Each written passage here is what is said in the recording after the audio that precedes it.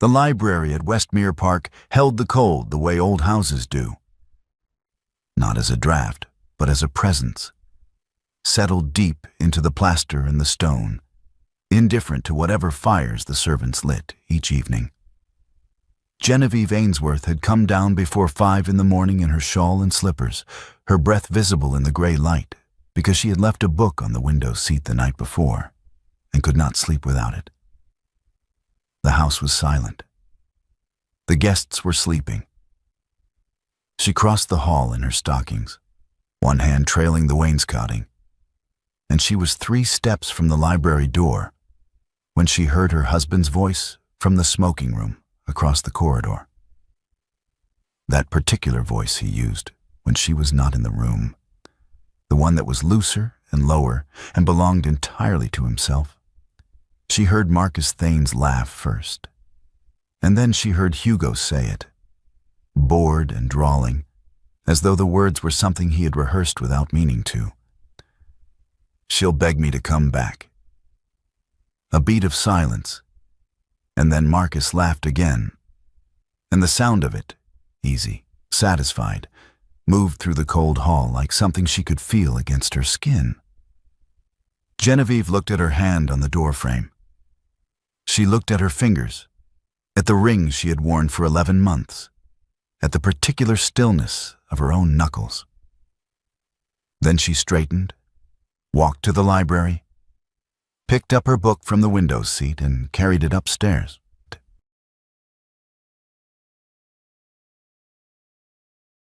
She did not weep.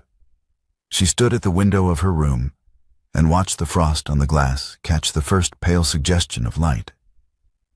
And she tapped her thumb against her forefinger, once, twice, 3 times. The way she did when she was working something out. She was working something out.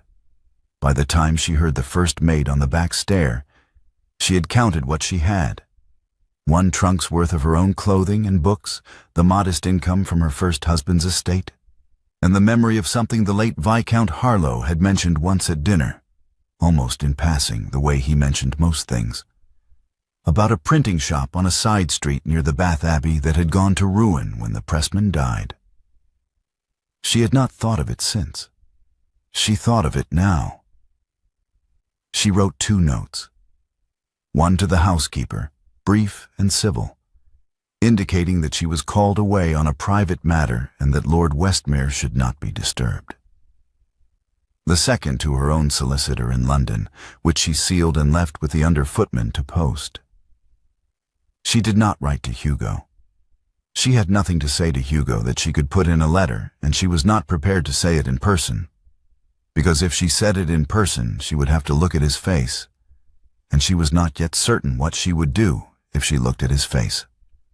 She arranged a carriage to Bath through the stables, citing a family matter, and she was dressed and waiting at the side door when the driver came around. The carriage moved through the Wiltshire lanes in the early gray morning, frost on the hedgerows, the sky still undecided between dark and light. Genevieve sat with her book open on her lap and did not read it. She looked at the passing fields instead, and somewhere between the 2nd and 3rd mile, a memory arrived without her permission. The evening before their wedding, Hugo's hand at the small of her back as he helped her into a carriage outside her father's house in Somerset. He had been attentive in those days, unhurried, his hand steady and warm through the silk of her dress, his attention entirely on her and not on the assembled family watching from the steps. He had steadied her into the carriage, and then stepped back and looked at her with something in his face that she had believed, at the time, was genuine. She had believed quite a lot of things at the time. The memory arrived, and she examined it the way she examined everything, carefully, without flinching. And then she put it away. She understood, sitting in the cold carriage with her book unopened, that it was the last time he had touched her without an audience. Every kindness after that had been performed for a room. She had not seen it happening. She saw it now. She tapped her thumb against her forefinger and watched the frost fields pass and did not look back toward Westmere Park. Bath received her without ceremony, which was what she wanted. She took a room at a quiet house on a respectable street, ate a modest supper alone, and slept 8 hours without dreaming. In the morning, she went to find the printing shop. It was on a narrow street that ran parallel to the Abbey yard, pressed between a glover's and a stationer's. Its sign faded to near illegibility, and its window filmed with the particular gray dust of a place that has given up expecting customers. The door was unlocked. Inside, the smell hit her first. Ink and lamp oil and something older underneath. The smell of paper that has been handled and handled and handled over years until it carries the warmth of all those hands. A young man was standing at the back of the shop beside an iron press, staring at her with the expression of someone who has not seen a customer in some time and is not entirely sure what to do with one. "Are you the pressman?" Genevieve asked. "Tom Fenwick, ma'am," the young man said. He looked to be about 20, with ink on his forearms and a wary look that suggested the shop's recent history had not been kind to anyone who worked in it. "The owner passed 8 months ago. His widow's been trying to sell." "I know," Genevieve said. "I've written to her solicitor. I'm the buyer." She looked around at the press, the type cases, the stacked reams of paper going soft at the edges, the bindery table along the far wall with its tools laid out in a row. "I should tell you that I know nothing about printing." Tom Fenwick looked at her with the careful expression of a young man deciding whether to say something inadvisable. He decided against it. "Show me the type cases," Genevieve said. He showed her the type cases. She touched the individual letters, turned them in her fingers, felt the weight of them and the precision of the casting. She asked him to explain how they were set, and he explained. And she asked him to show her, and he showed her. And she watched with the complete and particular attention she gave to anything she was learning from the beginning. When he was finished, she thanked him and asked him to come back the next morning, because she intended to open the shop, and she would need a pressman who already knew the press. Tom Fenwick came back the next morning. He came back every morning after that. The weeks that followed were the hardest and the most absorbing of Genevieve's adult life. She learned to set type by lamplight in the upstairs flat where she slept, her fingers moving across the type case until she stopped needing to look. She learned to calculate paper costs against print runs, to negotiate with the paper merchant on the Milsom Street end, to assess the quality of ink by rubbing it between her fingers the way Tom showed her. She cut leather for bindings until her hands were stiff and smelled of the tannery, and she sewed signatures until the stitching came out even, and she made mistakes and corrected them, and made different mistakes and corrected those too. She did not allow herself to think about Westmere. She thought about the work instead, which was a great deal easier to think about, because the work responded to her attention in ways that Westmere Park had not. By the 3rd month, the shop was producing pamphlets and small volumes for local customers. By the 5th month, she had hired a second pressman, a quiet older man named Griffith, who had worked in Bristol and came to Bath looking for steadier employment. By the 6th month, the shop was solvent. A small reading room was open to paying subscribers in the front parlor, and a Bath trade directory carried a modest entry: Ainsworth Press, near the Abbey.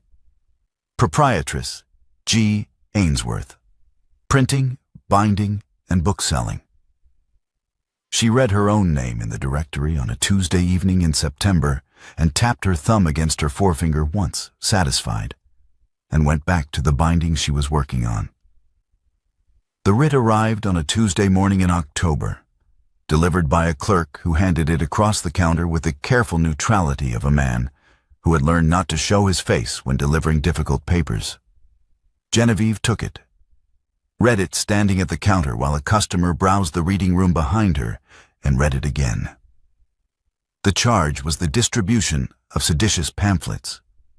3 specific titles, dated to a transaction 4 months prior with a London bookseller named Haverstock.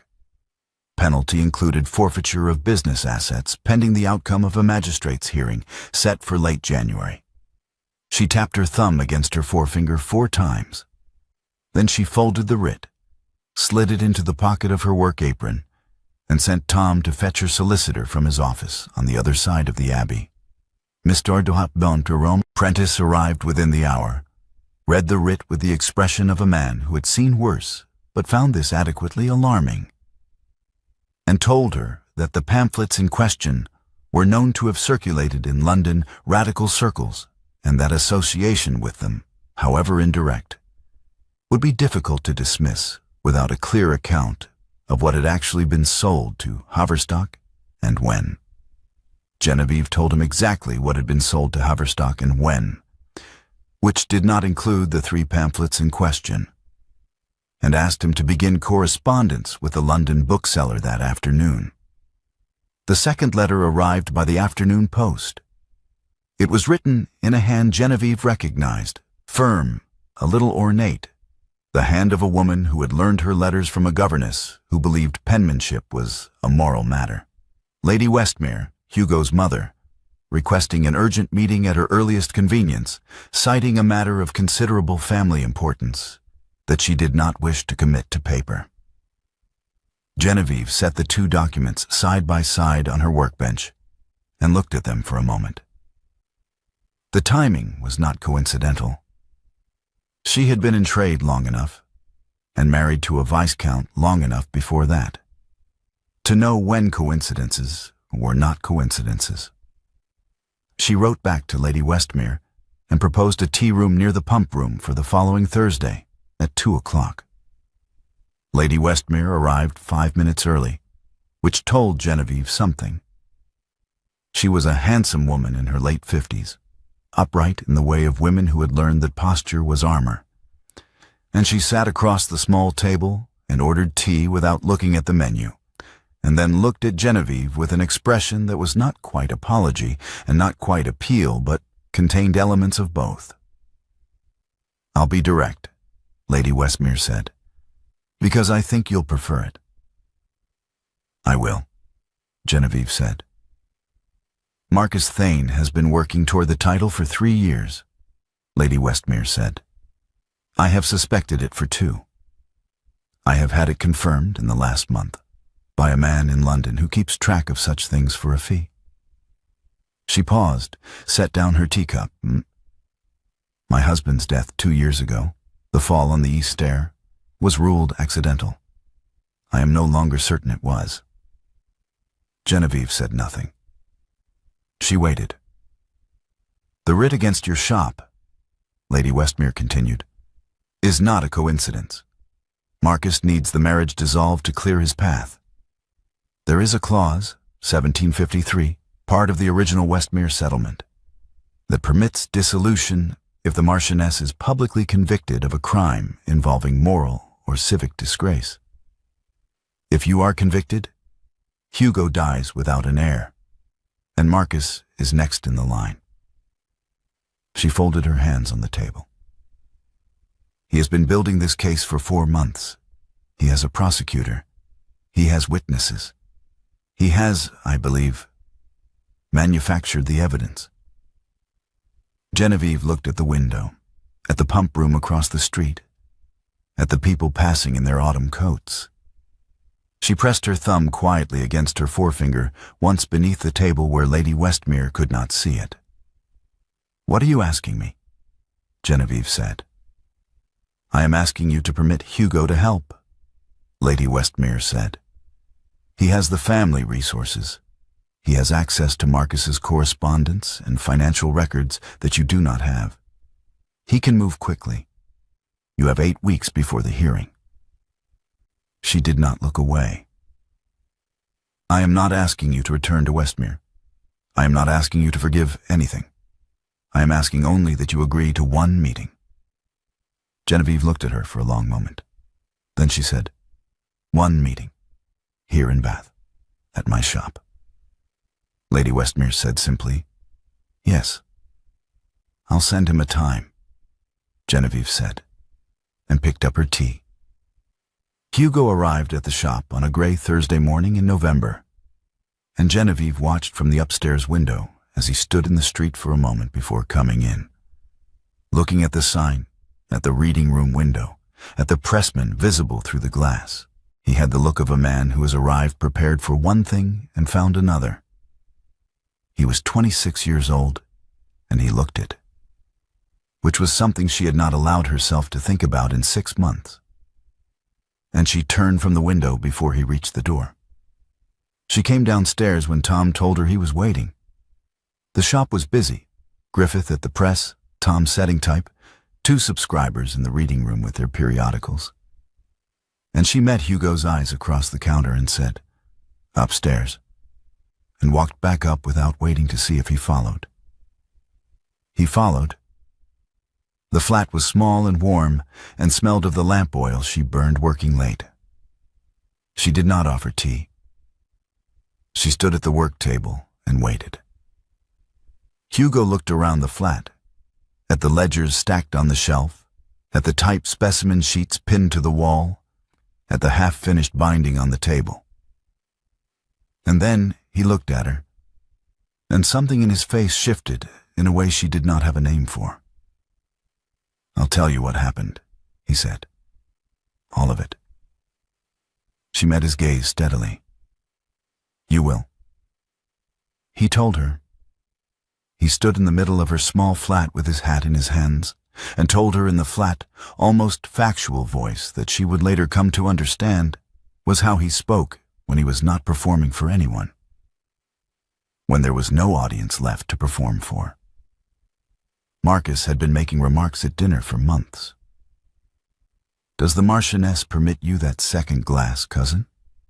Does she choose your waistcoats as well?" Small things said in company, said with a smile, said in the tone of a man who is only joking. And Hugo, 25 years old and proud and not yet wise enough to see what was being done to him, had begun performing indifference to prove a point to a man he should have ignored. He had made remarks of his own. He had let silences stretch when Genevieve spoke. He had chosen her humiliation, small piece by small piece, to spare himself the smaller humiliation of appearing ruled by his wife at his own dinner table. "I wanted to look like a man at my own table," Hugo said. "That is the whole of it. There was no calculation, there was no strategy. I was 25 and I was vain, and my cousin was needling me, and I chose your dignity over my own comfort, and I told myself it was nothing." He stopped. It was not nothing. Genevieve listened to all of it without interrupting. She had spent 6 months working with her hands, and she knew the value of letting a thing complete itself before you assessed it. When he finished, she was quiet for a moment, looking at the typed specimen sheet on the wall. Then she said, "In 6 months. Did you write to me once?" Hugo was very still. "No," he said. "Not once," Genevieve said. It was not a question. His voice was quiet. "No." "Then you knew what you had done," she said, "and you found it easier not to look at it." She picked up the binding from the work table and set it back down. "Leave, please." Hugo left. She heard his steps on the stair and the bell above the shop door, and then the street outside was quiet. She sat down at the work table and tapped her thumb against her forefinger for a long time, not counting anything in particular, just feeling the rhythm of it under her hand. Then she opened her correspondence ledger to a fresh page and wrote 3 letters. One to Haverstock, the London bookseller, requesting a full account of the transaction in question. One to Mr. Prentice, her Bath solicitor, instructing him to begin building an independent defense. And one to a Printers Guild contact in Bristol who she believed might know something about the pamphlet's origins. She sealed all 3 letters herself. She did not write to Hugo. Tom Fenwick came to her flat on a Tuesday evening in November, 3 weeks after Hugo's visit, and asked to speak privately. He was pale in the way of someone who has been pale for some time and is tired of carrying whatever is making him pale. He sat in the chair she gestured him toward and held his cap in both hands and did not look at her. "I need to tell you something," Tom said. "I should have told you before the writ came. I didn't. I was afraid. And I'm telling you now because I can't carry it any longer, and because what they're doing to you isn't right." Genevieve sat across from him and waited. 2 months before the writ arrived, Tom said, "A man came to the shop when you were at the solicitor's. He said he was from a London publishing house, and he had a small order, 3 pamphlets, already printed, just needed to be included in the next stack going to Haverstock." Tom's hands tightened on his cap. "He paid me £4.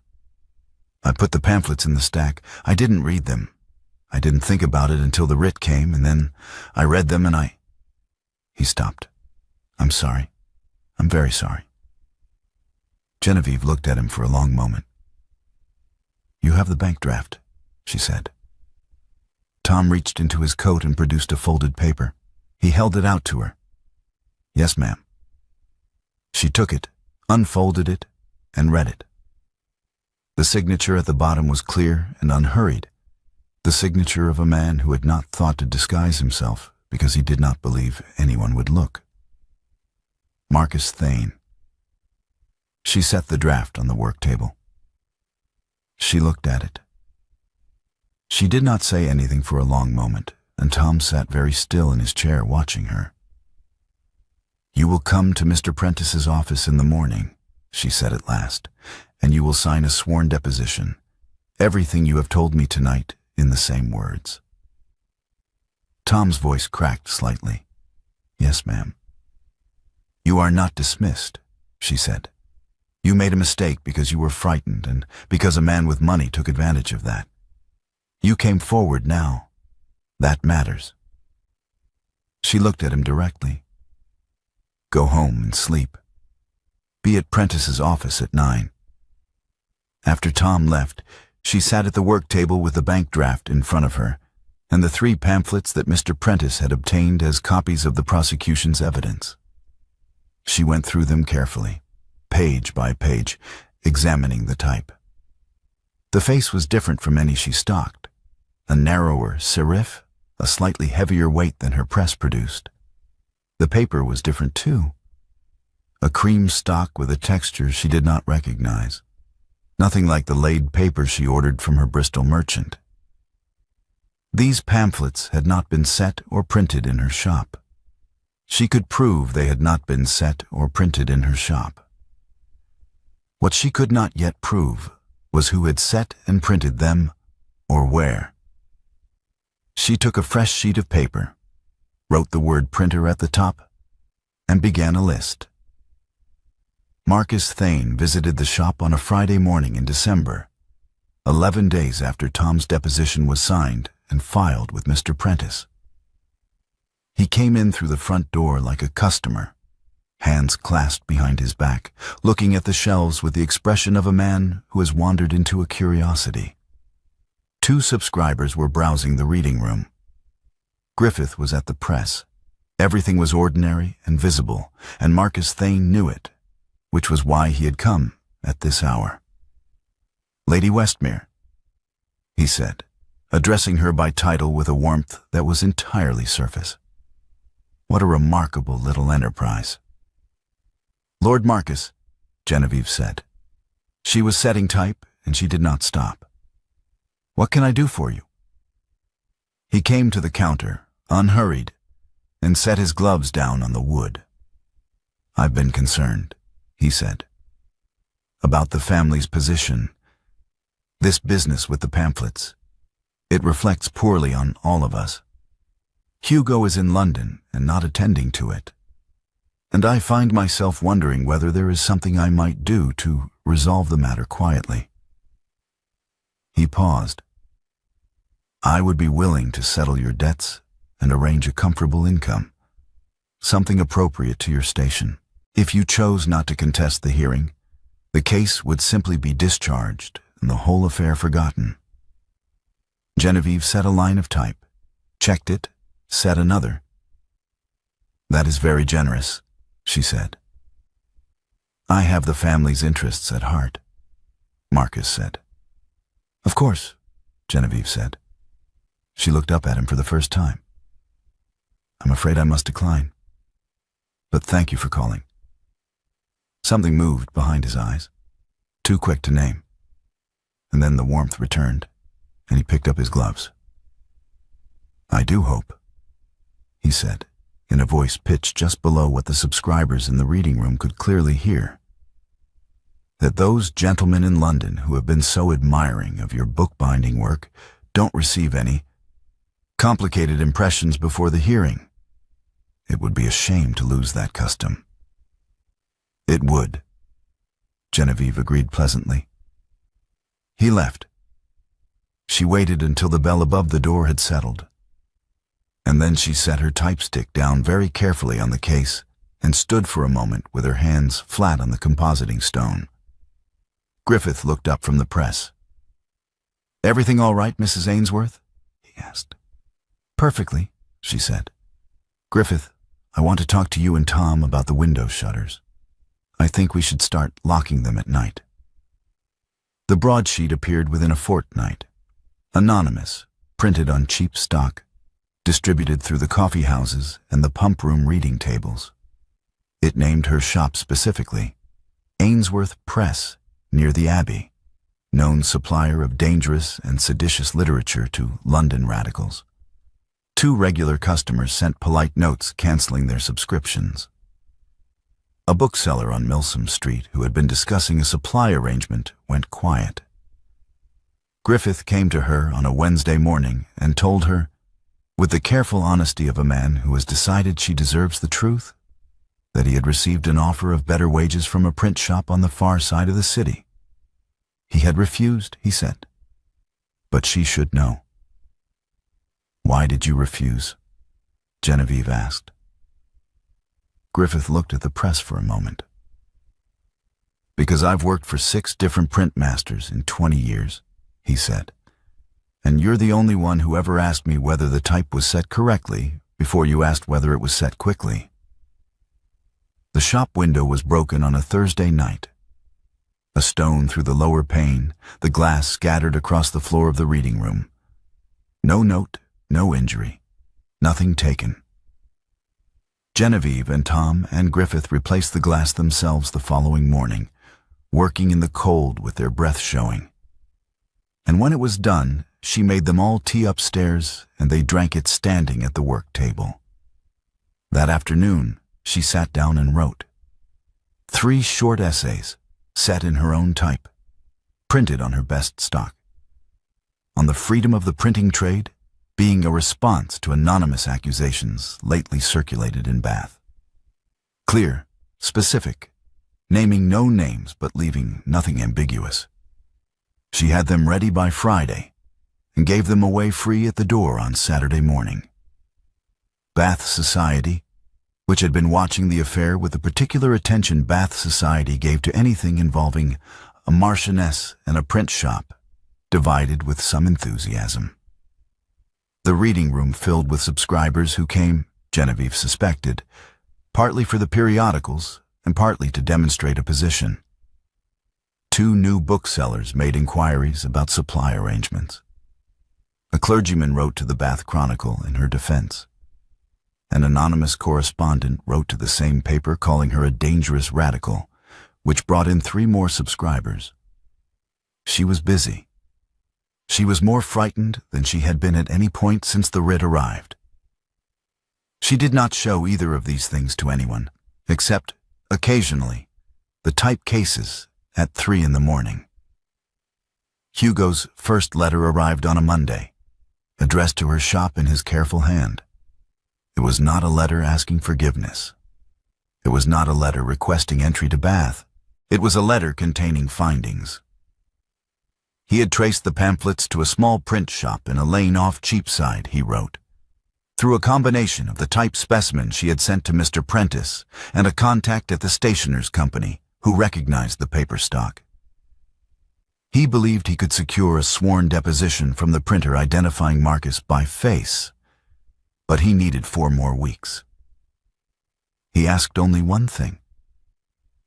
"Do you permit me to continue?" Genevieve read the letter twice. She wrote back to Mr. Prentice, "Continue. Send what he finds directly to your office." She did not write to Hugo. She did not invite him to Bath. 3 days before the hearing, on a Sunday evening, Griffith came up to the flat while she was reviewing her evidence for the 4th time and told her that a man had arrived at the shop door asking to see her. "Lord Westmere," he said, without luggage, looking like he had ridden hard from somewhere. "Tell him I'm not available," Genevieve said. "He said to tell you he won't come in," Griffith said. "He's waiting outside." She went to the window. Hugo was standing on the pavement in the cold, his coat up against the November wind, not looking at the window. He was just standing there. He had not knocked again. He was simply present, the way a man is present who has run out of arguments and is trying something different. She did not go down. She went back to her evidence table. An hour later, she went to the window again. He was still there. She went down to the kitchen and took the blanket from the back of the kitchen chair. A good wool blanket, one she had brought from Westmere, which she had cleaned in September for reasons she had not examined at the time. And she went to the front door and opened it. Hugo turned. She set the folded blanket on the bench beside the door without speaking. Then she looked at him, just for a moment, long enough to see that he was cold and that he looked very young and that he was not going to say anything she had not already heard. And she went back inside and closed the door. She heard him sit down on the bench. She went upstairs and reviewed her evidence for the 5th time. The next morning she agreed to meet him and her solicitor together, and they walked the square near the pump room while Mr. Prentice briefed them both on the order of evidence for the hearing. A delivery cart came around the corner faster than the driver intended, and Hugo pulled her back by the elbow, his hand closing on her arm and remaining there a moment after the cart had passed. She looked down at her hand, where it extended beyond the cuff of her glove. Ink under the nails. A cut on the first finger from the paper guillotine. The hands of a woman who worked. Hugo looked at the same thing. Neither of them said anything, and they walked on. Hugo wrote her the single line she received on the morning of the 2nd day before the hearing. "I am at the Bear. I will not come to you. Send for me only if you wish to." She did not send for him that day or the next. On the 3rd night, the night before the hearing, Genevieve could not sleep. She lay in the flat above the shop listening to the city settle into its late-night quiet. And at 3 in the morning she gave up and came downstairs in her shawl and slippers to check her evidence one final time. She wanted to hold the documents in her hands, to feel the weight of them, to confirm that they existed and were ordered and were real. The lamp in the shop was already lit.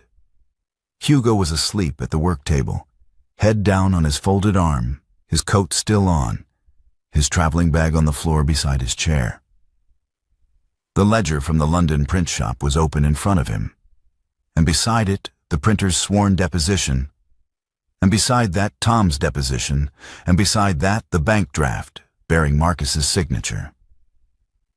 All of it arranged in the careful, logical order of a man who had spent the night organizing what he had found. The Bear Inn, she learned later, had been full. Griffith had let him in. Genevieve stood in the doorway. She looked at what he had arranged on the work table. She looked at his face, turned toward her in sleep, younger than she usually allowed herself to see it. She crossed to the peg near the press and took her shawl and walked back to where he sat and laid it across his shoulders. Her hand rested there, on his shoulder, on the wool of his coat, for a moment that she did not count. He did not wake. She sat at the far end of the work table and drew her evidence toward her and checked every document by the light of the lamp he had lit. And when the pressman arrived at first light, she was ready. The Bath Magistrate's hearing room was a low-ceilinged chamber on the ground floor of the Guildhall, its walls paneled in dark oak and its windows admitting a thin January light that fell across the room without warmth. The benches were full. Bath society had decided this was worth attending, and Marcus Thane sat in the gallery in a charcoal coat with the expression of a man who has come to witness something unfortunate but necessary, his concern for the family visible to anyone who cared to look. Mr. Prentice presented the prosecution's evidence first, as procedure required. 3 pamphlets, dated, traceable to a transaction between Ainsworth Press and Haverstock, the London bookseller. The prosecutor spoke for 20 minutes. The case was, on paper, coherent. Then Genevieve rose. She presented her evidence in the order she had decided on at 3 in the morning. Deliberate, unhurried, each document placed before the magistrate with a clean explanation of what it was and where it had come from.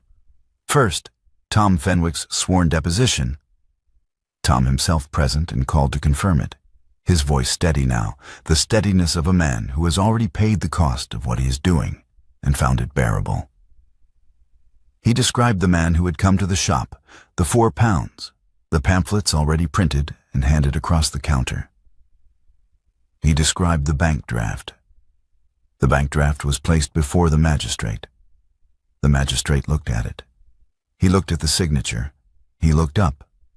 Second, the pamphlets themselves, with a written comparison, prepared by Genevieve with Griffith's assistance, of the typeface and paper stock against samples from her own press. The type did not match. The paper did not match. She had a letter from her Bristol paper merchant confirming that the cream stock used in the pamphlets had never been part of any order she had placed. Marcus Thane, in the gallery, was very still. Third, and only then, she called Hugo. He came forward from the back of the room, and she did not look at his face as he passed her. He stood before the magistrate and produced what he had spent 4 months in London obtaining.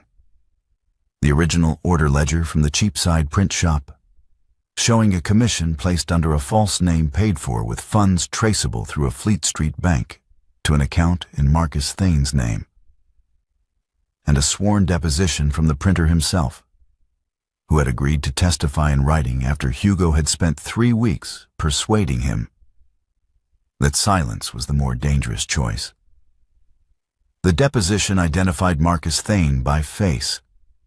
The printer had met him twice. Hugo gave his evidence in the flat, factual voice that was his own voice, the one without performance in it. He did not look at Marcus. He did not look at Genevieve. He spoke to the magistrate and answered every question, and when he was finished, he sat down. The magistrate read through the documents. The room was very quiet. Marcus Thane had stopped performing concern. "The case against Lady Westmere is dismissed," the magistrate said. "The court will require Lord Marcus Thane to remain available for further examination pending investigation into the matters described in these depositions." He set down the papers and looked over the room. "We are adjourned." The room broke into noise. Genevieve stood at the table and let it wash past her. Mr. Prentice shook her hand.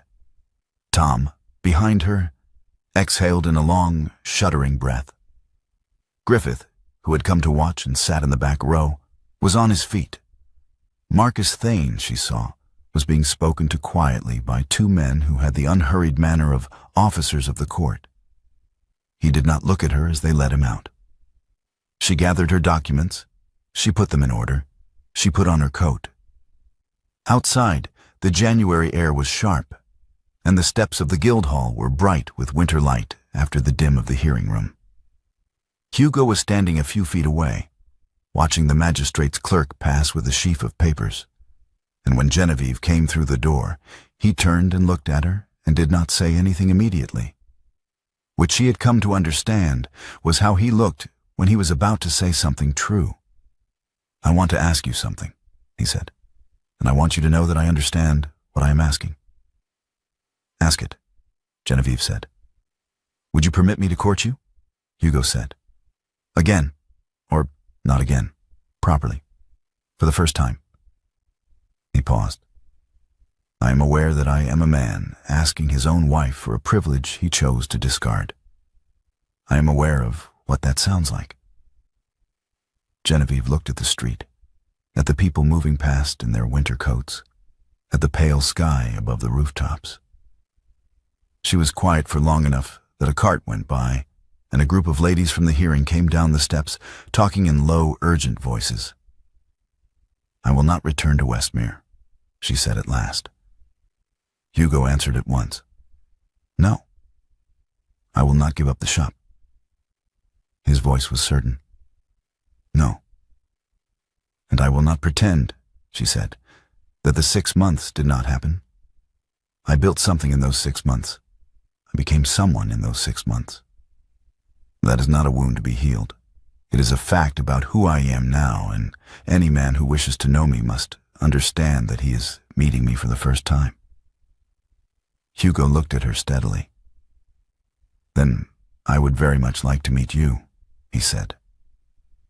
She studied him for a moment. The 26-year-old face that she had married without fully knowing. The honest eyes that were still learning how to be honest. "Take rooms in Bath," she said. "Come to the shop. Earn nothing more than my conversation, and only if you prove capable of it." She went down the steps and into the street, and after a moment she heard his footsteps behind her, not closing the distance, just present, which was what she had asked for.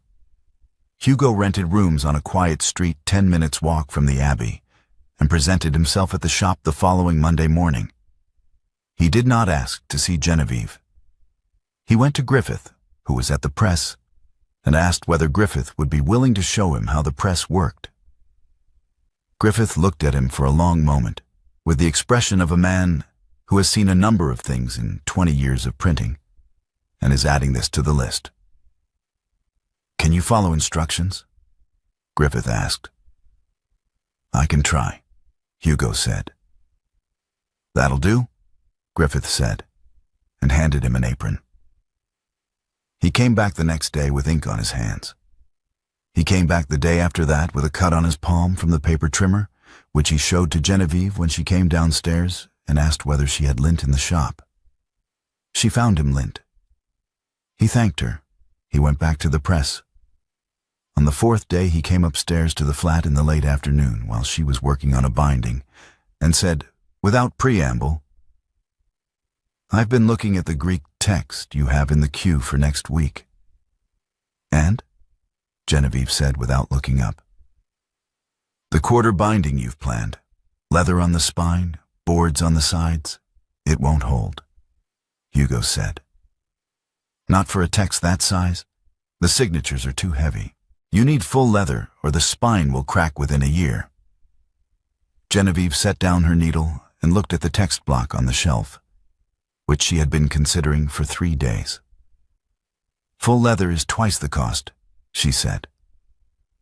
"The customer paid for a text that will last," Hugo said. "The customer paid for a text he can afford," Genevieve said. "Full leather takes it above what he quoted." "Then you go back to him and explain why the binding requires it," Hugo said. "He'll pay. He cares about the book." "You've met him once," Genevieve said. "I watched him in the reading room for a week," Hugo said. "He reads with his finger under the line. He cares about the book." She looked at the text block for a moment. Then she looked at Hugo, who was standing in her doorway, in his shirt sleeves with ink under his fingernails and the particular expression of a man who has just said something he believes is correct and is willing to be told otherwise. "Full leather," she said. "I'll write to the customer." Hugo nodded and went back downstairs. She heard him talking to Griffith about the press settings. She went back to her binding, and the corner of her mouth moved in something that was not quite a smile, but was in the same family. 2 days after the hearing, she had walked to the Bear Inn before he moved his rooms, in the first strange quiet after the magistrate's decision, and told him to come to the shop. He came, and she showed him the press, the type cases, the binding table, the reading room, explaining each part of it with the competence of a woman who had built the thing herself. He listened with the complete attention of a man who is learning, not performing interest, and she noticed the difference. At the end of the tour, she went to the shelf and took down a small volume.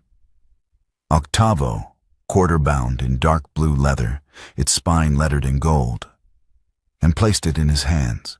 He turned it over, looked at the spine, and read it. On the matter of useful work, 3 essays, by Genevieve Ainsworth, Bath, 1793. He looked up. She was standing very close, closer than she had stood since before she left Westmere, and she could see the exact moment he understood what he was holding. Not just a book, but the evidence of a year, a person, a life constructed from nothing with her own hands. She crossed to him and kissed him once, slowly, her hand at the side of his face. He was very still for a moment, and then he kissed her back, and it was not a return to anything that had existed before. There was nothing to return to. It was the first kiss between 2 people who were meeting each other properly, and it tasted like ink and winter air, and the particular relief of something that has finally arrived. The summer that followed was the warmest Bath had seen in several years, according to Griffith, who measured such things. Hugo kept his rooms and came to the shop each day and argued with Genevieve about bindings and paper costs and the relative merits of various type faces with the enthusiasm of a man who has discovered, to his own surprise, that he has opinions about things that matter. He and Tom developed a working friendship based on the shared experience of being corrected regularly by Genevieve and Griffith. He sent a letter to Westmere Park and arranged for the estate's management to continue without his daily presence, because he was in Bath and intended to remain. On a late summer evening, when the light came through the shop windows at a long golden angle and the press was running with the rhythm that Genevieve had come to find as natural as breathing, she and Hugo sat at the work table with 2 cups of tea between them and a new volume on the binding rack behind them. The spine of the volume caught the light as the press moved. A small edition, modest in scope, significant in what it represented. Genevieve had set the type herself.